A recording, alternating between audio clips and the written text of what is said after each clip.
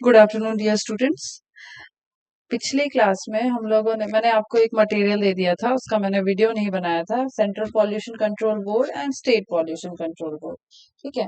तो I hope आप लोगों ने पढ़ लिया होगा उसको, हिंदी इंग्लिश दोनों में था। उसमें ज्यादा कुछ ऐसा बताने वाला था नहीं, इसीलिए मैंने उसका स्टडी मटेरियल डायरेक्ट दे दिया था आपको। इसके अलावा आज जो है, आज का भी ऐसा ही है ये टॉपिक। ये आपके लर्निंग आउटकम नंबर 3 का लास्ट टॉपिक है, ठीक है। हम इस लर्निंग आउटकम नंबर 3 में क्या पढ़ रहे थे कि कितनी रेगुलेटरी बॉडीज हैं जो पर्यावरण, वायु प्रदूषण, स्पेशली वायु प्रदूषण या फिर एनवायरमेंटल प्रोटेक्शन के लिए गवर्नमेंट के द्वारा जो नीतियां चलाई जा रही हैं उनके बारे में अपन पढ़ रहे थे, है ना। तो उसमें से एक मैंने आपको पढ़ाया था, अगर आपको याद होगा, NAPCC, national action plan for climate change, ठीक है। तो उसमें 8 मिशन थे, मैंने ये बताया था। इसके तहत राष्ट्र भारत सरकार ने 8 मिशन निर्धारित किए, ठीक है। वो अलग अलग मिशन थे, उसको थोड़ा सा पलट के देख लेना पुराना चैप्टर। उसमें से एक मिशन था NMEEE, national mission for enhanced energy efficiency, ठीक है। ये मिशन क्या बोलता है, पहला ही मिशन था शायद। तो इसके बारे में आज हम लोग जानेंगे कि इसका क्या उद्देश्य है। ये आपके सिलेबस में अलग से दिया हुआ है NMEEE, तो इसीलिए इसको थोड़ा डिटेल में पढ़ लेते हैं, ठीक है। तो सबसे पहले थोड़ा सा इंट्रोडक्शन देखते हैं कि क्यों ये बना, मतलब क्या इसके पीछे रीजन है बनने का, ठीक। तो energy efficiency of India is 5th lowest in the world, which means that the GDP energy consumption ratio in India is very poor, ठीक है। जो इंडिया की एनर्जी इफिशियंसी, आप समझ रहे हो, एनर्जी यूसेज की बात नहीं हो रही है, ऊर्जा की दक्षता की बात हो रही है, इफिशियंसी की बात हो रही है। ऊर्जा की इफिशियंसी में इंडिया 5th लोएस्ट में है, ठीक है। हाईएस्ट में भी नहीं, जो सबसे नीचे वाले हैं उसमें से 5वें नंबर पे है, नीचे से 5वें नंबर पे, ठीक है। मतलब कि हमारा जो जीडीपी है और एनर्जी कंजम्पशन रेशियो वो बहुत पुअर है, मतलब एनर्जी कंजम्पशन, एनर्जी इफिशियंसी जो है वो काफी ज्यादा लो है। हम लोग ऊर्जा का ज्यादा अच्छे से सदुपयोग नहीं कर पा रहे हैं, ठीक है। तो ऑब्वियसली इंडिया को जो है वो इस प्रकार की कुछ रणनीतियां बनानी पड़ेंगी कि हमको जीवाश्म, अभी हमारा जो मैक्सिमम प्रोडक्शन है वो जीवाश्म ईंधन पर निर्भर है, ठीक है। तो हमको ऐसी नीतियां बनानी पड़ेंगी कि हम जीवाश्म ईंधन को रिड्यूस करें, उस पे निर्भरता को रिड्यूस करें।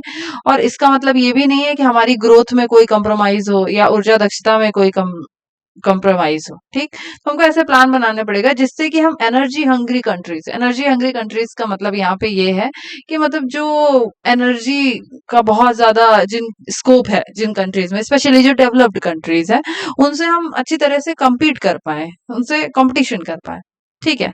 तो इसी का एक पहल है national mission for enhanced energy efficiency, ठीक है। जिस जो क्या बोलता है कि हमको ऊर्जा की इंटेंसिटी को कम करना है, मतलब ऊर्जा की खपत जो है उसको कम करने की कोशिश करनी है और कार्बन उत्सर्जन को भी कम करना है, जिससे कि सतत ग्रोथ जो है वो अचीव की जा सके, मतलब सतत विकास हो सके, ठीक है। तो ये इंडियन गवर्नमेंट का एक इनिशिएटिव है जिससे कि हम क्लाइमेट चेंज का जो ग्लोबल चैलेंज है उसको ओवरकम कर पाए, ठीक है। तो ये तो हो गया उसका इंट्रोडक्शन। यही चीज यहाँ पे हिंदी में लिखी हुई है, जो चीज मैंने अभी आपको बताई वो चीजें यहाँ पे हिंदी में लिखी हुई है। तो अगर आपको नोट आता है, अभी तो खैर ऑब्जेक्टिव एग्जाम हो रहा है, अगर सब्जेक्टिव एग्जाम होता है तो आपको यहाँ से लिखना शुरू, पहले थोड़ा सा प्रस्तावना लिखनी पड़ेगी, उसके बारे में अगर शॉर्ट नोट लिखने को आता है तो आप यहाँ से शुरू करोगे लिखना, ठीक है। हिंदी इंग्लिश वाले इंग्लिश में लिखेंगे, हिंदी वाले हिंदी में लिखेंगे, तो इसको आप लोग कॉपी में नोट कर लीजिएगा, ठीक। तो ये तो हो गया इसका इंट्रोडक्शन, ठीक है। अब उसके बाद आगे देखते हैं इसके अंतर्गत क्या क्या चीजें हैं, ठीक है। It is one of the 8 national mission under national action plan on climate change. ये तो मैंने आपको पहले ही बता दिया कि जो हमने NAPCC पढ़ा था उसमें जो 8 नेशनल मिशन थे उसमें से एक मिशन जो है वो ये NMEEE भी है, ठीक है। तो इसका मिशन का मेन ऑब्जेक्टिव क्या है, इस मिशन का मेन ऑब्जेक्टिव है कि हमको ऊर्जा के लिए ऐसे पॉलिसीज, मतलब एनर्जी इफिशियंसी, ऊर्जा दक्षता बढ़ाने के लिए ऐसे पॉलिसीज लाने पड़ेंगे, ऐसे कड़े कानून बनाने पड़ेंगे जिससे कि ऊर्जा के जो एनर्जी इफिशियंसी का मार्केट है, एनर्जी का जो मार्केट है उस पे हमारा कब्जा हो सके और हम एज अ बिजनेस उसको यूज कर सके। मतलब जो हमारा ऊर्जा दक्षता है, पहले तो हम अपने यहाँ ऊर्जा दक्षता की तकनीकें लाएं और फिर उसको एज अ बिजनेस यूज कर सके। कैसे करेंगे एज अ बिजनेस यूज, आगे बताते हैं। ठीक है, तो मतलब कुल मिला के यही है कि हम इससे रिवेन्यू जनरेट कर पाए। मतलब हाँ, एक तो ऊर्जा उन्नत ऊर्जा की तकनीकें हमारे यहाँ आए जिससे कि हम ऊर्जा का वेस्टेज कम से कम करें, और अगर हम ऊर्जा का वेस्टेज कम से कम कर रहे हैं तो उससे हमको कोई रिवेन्यू जनरेट होना चाहिए। ठीक है, हमको कुछ फायदा होना चाहिए। ठीक है, तो ये मिशन का बस मेन ऑब्जेक्टिव यही है कि हमको एनर्जी इफिशिएंसी के मार्केट को प्रमोट करना है। मतलब अगर कोई इंडस्ट्री जो है वो ऐसी इनोवेटिव पॉलिसी लेके आती है जिससे एनर्जी कंजम्पशन कम होता है, या रिन्यूएबल एनर्जी सोर्सेस पे काम करना चाहते हैं, जैसे मान लो सोलर की कोई कंपनी आ रही है, ठीक है, तो ऐसे जो टेक्नोलॉजीज है उनको गवर्नमेंट ऑफ इंडिया जो है वो बढ़ावा देगी। ये इस मिशन का उद्देश्य है। ठीक है, कि तुम कुछ भी ऐसी इनोवेटिव तकनीक लाओ जिससे ऊर्जा दक्षता जो है वो बढ़े और हमारी फॉसिल फ्यूल पे जो डिपेंडेंसी है वो कम हो, तो उसको क्या करेगी इंडिया जो है, गवर्नमेंट ऑफ इंडिया प्रमोट करेगी। ठीक है, यही चीज यहाँ पे हिंदी में लिखी हुई है। तो ये मैंने पूरा एकदम से एक एक लाइन नहीं पढ़ा तुम लोग के लिए, लेकिन मतलब सार क्या है वो बता दिया है यहाँ पे। ठीक है, तो इंग्लिश में इसको लिख लीजिएगा और हिंदी में ये लिख लीजिएगा। ठीक है, अब ये जो है, ये एक मॉडल, जो एनएम ट्रिपल ई है उसको एक मॉडल के रूप में स्टडी किया जाता है। मतलब इसमें चार चीजें हैं। ठीक है, इसके चार पहलू हैं। तो क्या क्या चीजें हैं, वो चार पहलू मैं डायरेक्ट डायग्राम से आपको दिखाती हूँ। यहाँ पे लिखा हुआ है कि यहाँ पे चार इनिशिएटिव लिए गए हैं इसके अंतर्गत। पहला है पीएटी, ईईएफपी और एम टी डबल ई, और एक है feet, F triple E T. ठीक है, उसके हिंदी भी यहाँ पे दी हुई है। अब ये है क्या, आगे देखते हैं। ठीक है, यहाँ पे ये मॉडल में देख सकते हो एनएम ट्रिपल ई जो है वो ये चार, उसके अंतर्गत ये चार कड़े कदम उठाए गए हैं। मतलब चार उसके एलिमेंट्स हैं। पहला है पीएटी, इसको बोलते हैं परफॉर्म, अचीव एंड ट्रेड। अभी हम एक एक करके इनको देखेंगे कि ये क्या है। ठीक है, उसके बाद दूसरा है एम टी सॉरी दूसरा है triple E P, energy efficiency financing platform. तीसरा जो एलिमेंट है वो है F triple E D, framework for energy efficiency economic development. और अगला है M T double E, market transformation for energy efficiency. ठीक, ये चारे जो है इसके शॉर्ट फॉर्म अगर आपको आए तो आपको इसका फुल फॉर्म पता होना चाहिए, और ये चारों चीजें किस चीज से संबंधित है वो भी आपको पता होना चाहिए। तो ये किससे संबंधित है, ये एन एम ट्रिपल ई से संबंधित है। एन एम ट्रिपल ई के चार एलिमेंट्स हैं। मतलब एनएम ट्रिपल ई का जो मॉडल है वो इन चार चीजों से मिलकर बना है। ठीक है, अब इन चार चीजों को अलग से देखते हैं एक एक करके।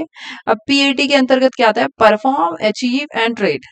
नाम में ही समझ में आ रहा है, परफॉर्म करो, फिर कुछ अचीव करो, और फिर उसका व्यापार करो, ट्रेड करो।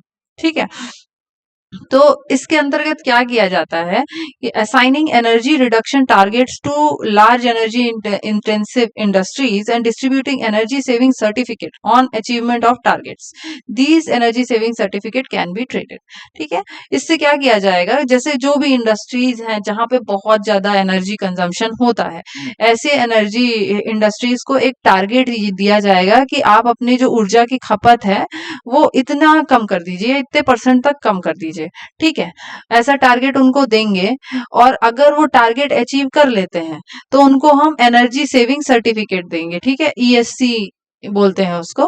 ठीक है, तो एनर्जी सेविंग सर्टिफिकेट देंगे, और ये सेविंग सर्टिफिकेट जो है उनका, फिर वो कंपनी जो है उनको जो सर्टिफिकेट मिल गया है वो सिर्फ सर्टिफिकेट नहीं है, वो एक तरीके का मनी है, एक करेंसी है, उसका वो व्यापार कर सकते हैं। ठीक, इसका व्यापार बिल्कुल वैसा ही है जैसे कार्बन ट्रेडिंग आपको पढ़ाया था ना, बिल्कुल कार्बन ट्रेडिंग जैसा है ये। ठीक है, वहां पे भी सर्टिफिकेट्स का व्यापार कर सकते थे, यहाँ पे भी ऐसा ही है।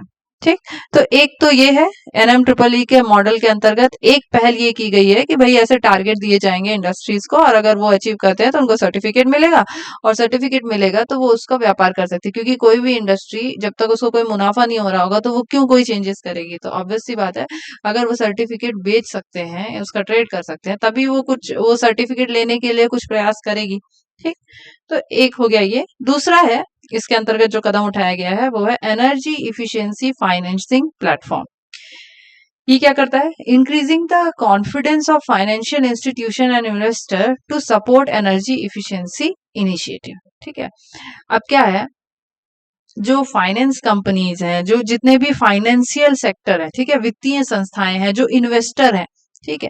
अब इंडस्ट्री जो है उसको कुछ भी मान लो अगर एनर्जी सेविंग कोई टेक्नोलॉजी लगानी भी है अपने यहाँ, तो उसके लिए उसको पैसा चाहिए, ठीक। तो पैसा कौन देगा? इन्वेस्टर देंगे उसको, ठीक है, या कोई फाइनेंशियल इंस्टीट्यूशन उसको पैसा देगी।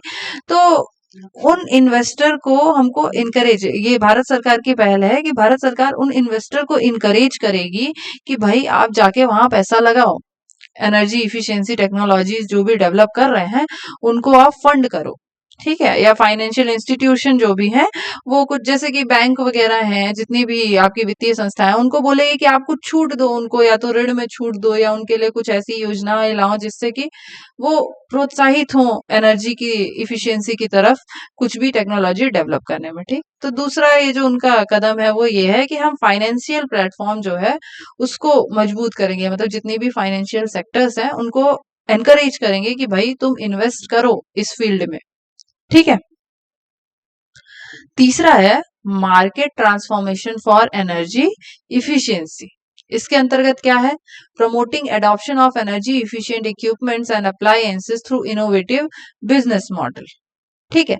ये बोल रहा है कि हमको मार्केट को भी ट्रांसफॉर्म करना पड़ेगा, मतलब कि जो कंपनीज ऐसे इक्विपमेंट बना रही हैं जो ऊर्जा दक्षता की कैपेबिलिटी कैपेबिलिटी रखते हैं। फॉर एग्जांपल, जैसे कि आपने देखा होगा आजकल जो एसीज वगैरह बनते हैं या रेफ्रिजरेटर बनते हैं वो 4 स्टार 3 स्टार रहते हैं, ठीक है। तो 4 स्टार 3 स्टार क्या बताता है कि ये ज्यादा एनर्जी सेविंग कर सकता है। तो हमको मार्केट में ऐसे इंस्ट्रूमेंट को बढ़ावा देना है जो एनर्जी इफिशिएंट हो, जो मतलब कम ऊर्जा खाते हो। जैसे आजकल देखा होगा भारत सरकार की पहल है, एलईडी बल्ब वो डिस्ट्रीब्यूट करती है, पोस्ट ऑफिस में जाके आप ले सकते हो कम दाम पे, ठीक। तो क्या होगा, ऐसे इक्विपमेंट को अगर ज्यादा प्रमोट करेंगे तो उनकी मार्केट मार्केट में उनकी डिमांड ज्यादा बढ़ेगी, तभी तो इंडस्ट्री जो है वो उसका मैन्युफैक्चरिंग स्टार्ट करेगी।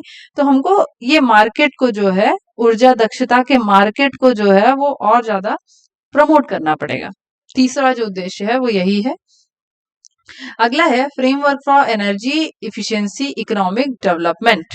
ये क्या है? Promoting energy efficiency initiative by hedging against investment risk.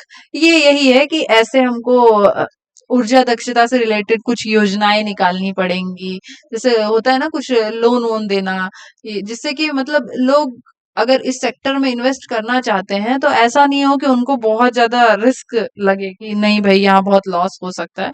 तो कुछ ऐसी पॉलिसीज डेवलप करनी पड़ेगी, कुछ ऐसे योजनाएं लानी पड़ेंगी जिससे कि रिस्क फैक्टर कम हो, लोग अगर इसमें इन्वेस्ट करने जाए तो उनको रिस्क कम लगे, ठीक।